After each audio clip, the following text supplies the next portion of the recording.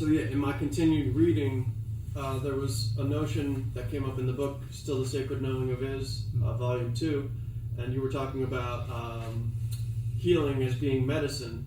And so any engagement where there's where you're able to kind of release and let go of the moment and enjoy and a laugh.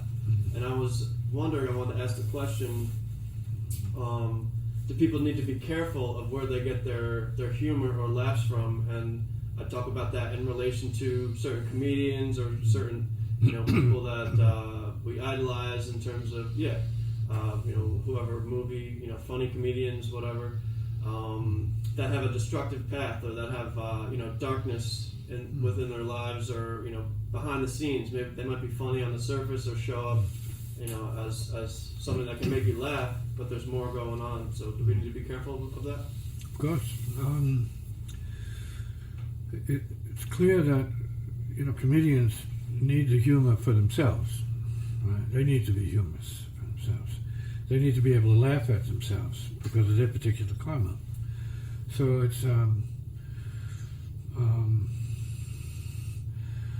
a question of whether or not a person who's into a certain artist can take on the artist's karma.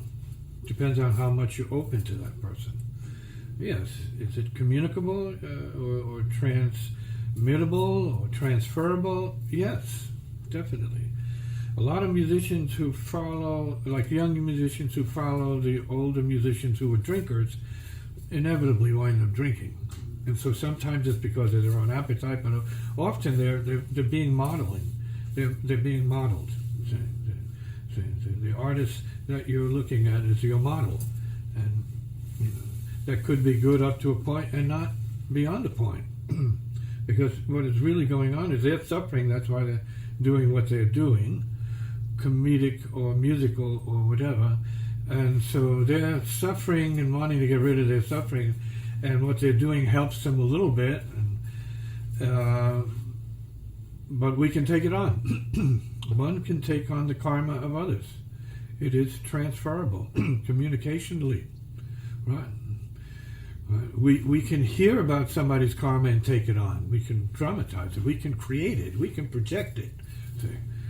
So there are different levels of the mind that we have to be aware of, right? And your children have to be made aware that what they're doing is taking on other karma, and they should know about it and enjoy it if that's what they want to take on, or drop it if they're not needing to take it on, and the parents have a role to play in what their children would be taking on and destroying themselves by, or inspiring themselves with.